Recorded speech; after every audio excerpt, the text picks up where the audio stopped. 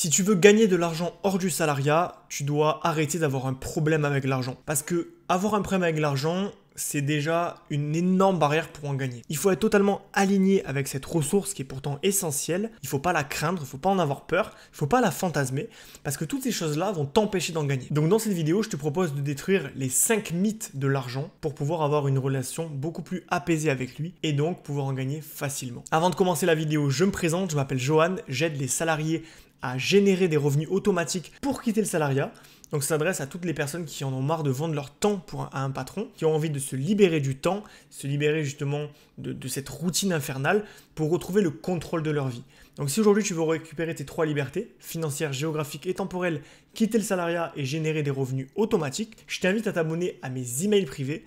C'est une liste privée dans laquelle je t'envoie mes meilleurs conseils pour faire ce que je viens de te dire. Tu trouveras le lien en description, tu laisses ton mail et je t'envoie le premier conseil gratuitement tout de suite. Le premier mythe autour de l'argent, c'est que seul un patron peut subvenir à tes besoins, que le seul moyen de gagner de l'argent, c'est ton CDI. Je pense que tu serais étonné de voir toutes les façons qu'il existe de gagner de l'argent hors du salariat. Par exemple avec l'entrepreneuriat, par exemple avec les projets passifs, par exemple en étant freelance, par exemple en vivant de rente immobilière, en vivant de rente boursière, en vivant des crypto-monnaies. Il y a plein de moyens dans la société de gagner de l'argent hors du salariat et c'est justement toutes ces alternatives que je te présente dans ma liste email dont je viens de te parler juste avant. Donc arrête de croire que c'est réservé à une élite, qu'il n'y a qu'une petite partie des gens qui peuvent faire ça.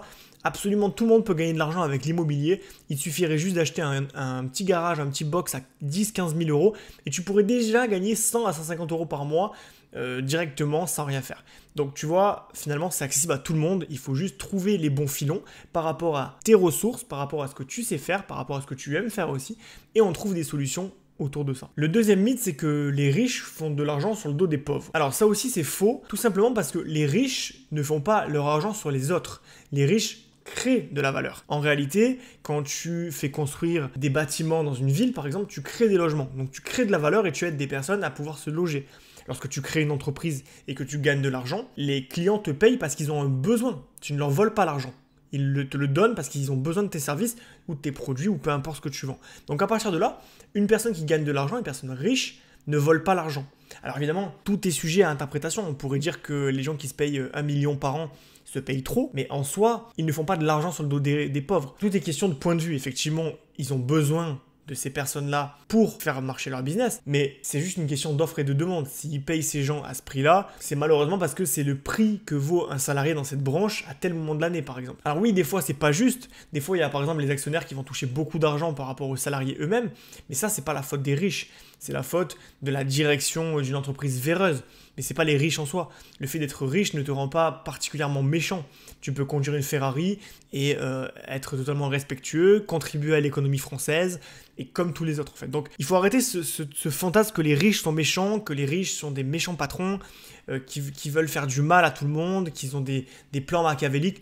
Tous les ans, on voit là dans les théories du complot, le fameux Bill Gates, soi-disant, qui serait à la tête d'un empire Illuminati qui veut détruire le monde. En réalité, il fait énormément de dons, par exemple, ce gars-là.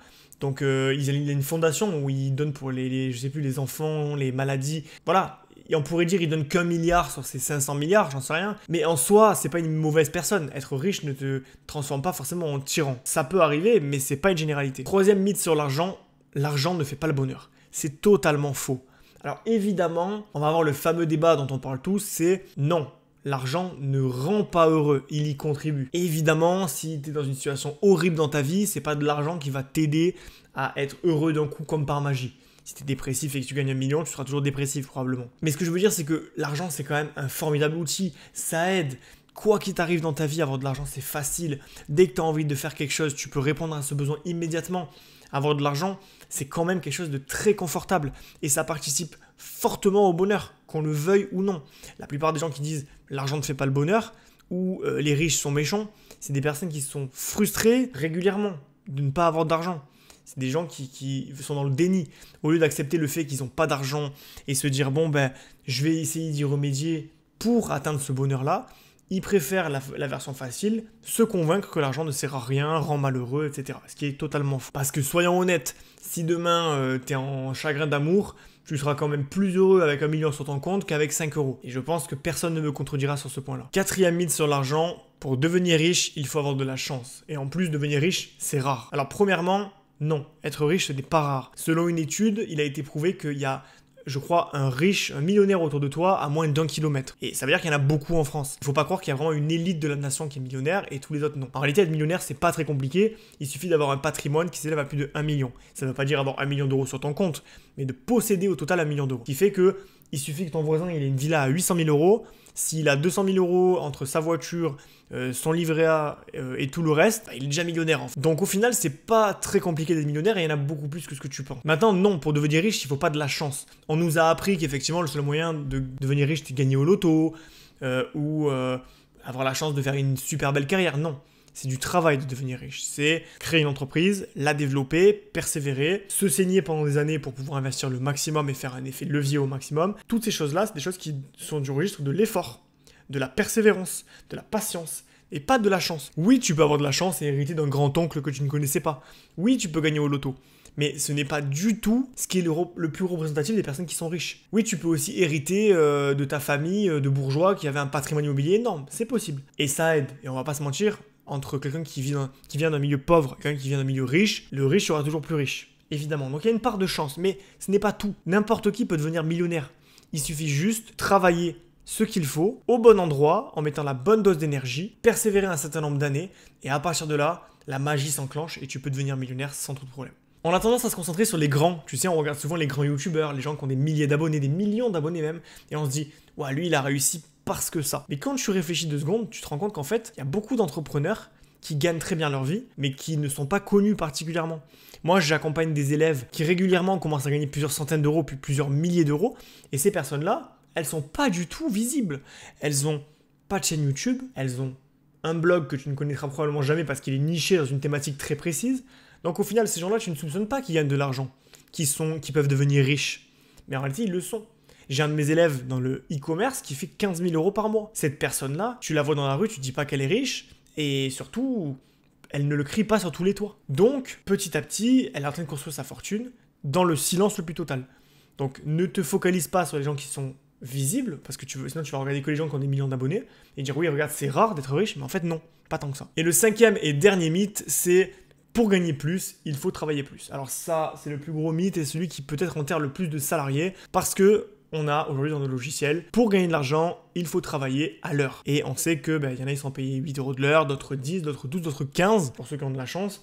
Mais en réalité, être payé à l'heure, c'est juste le pire moyen de gagner plus d'argent. Voilà, c'est simple. Parce que en faisant ça, tu vas tout simplement t'épuiser et tu vas vite être limité par le temps dont tu disposes dans une journée et également le temps, l'énergie dont tu disposes pour ta journée. L'énergie et le temps, c'est des ressources qui sont épuisables et donc tu ne peux pas gagner plus au-delà d'un certain seuil. Et c'est pas du tout ce que je recommande parce que du coup là tu travailles plus, donc tu gagnes plus d'argent, certes, dans une certaine mesure, mais par contre, tu te gâches ta vie. Tout est une question de calcul. Tu as envie de te gâcher ta vie pour 200 euros de plus par mois ? Moi, personnellement, non. Mais du coup, on est obligé de faire ça aujourd'hui. Enfin, en tout cas, on croit qu'on est obligé de faire ça. Aujourd'hui, si tu veux gagner de l'argent hors du salariat et surtout de manière automatique, c'est-à-dire travailler moins et gagner plus, ou au moins travailler pareil et gagner plus, c'est très simple.